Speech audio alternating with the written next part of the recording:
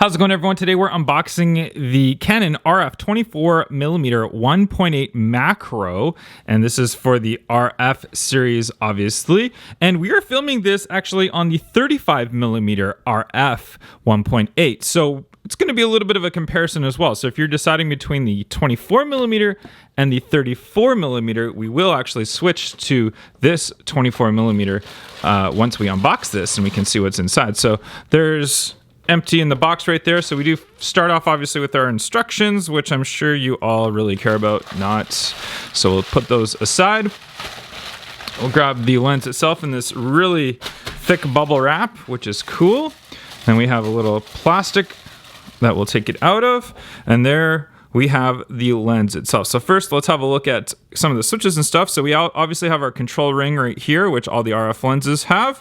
We've got our automatic focus and manual focus switch and our image stabilization switch on and off. So obviously you probably want to keep those mostly on, stabilize on, and automatic focus for the most part. Sometimes you'll go manual focus depending on what type of pictures and stuff you're taking. We got the lens cover right there.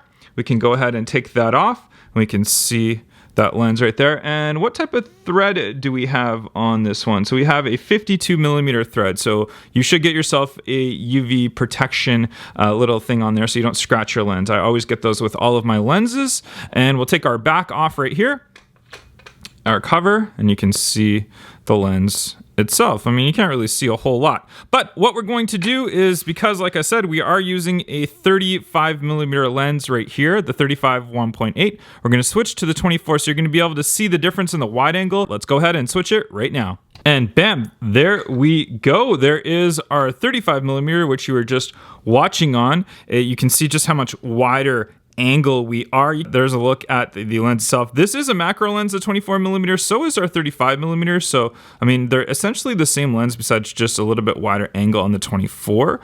I mean, I like both of them. They're so good. The focus on this 24 is really, really good. It is tracking very, very nicely on it. You can't actually see it from what you're watching, but there is a square that is totally tracking and keeping this lens in focus, which is super, super nice. So I'm super happy with the 35 and the 24. The 24 that you're watching right now, the 35 that I'm holding, both excellent lenses, great choices. You can't go wrong with either one.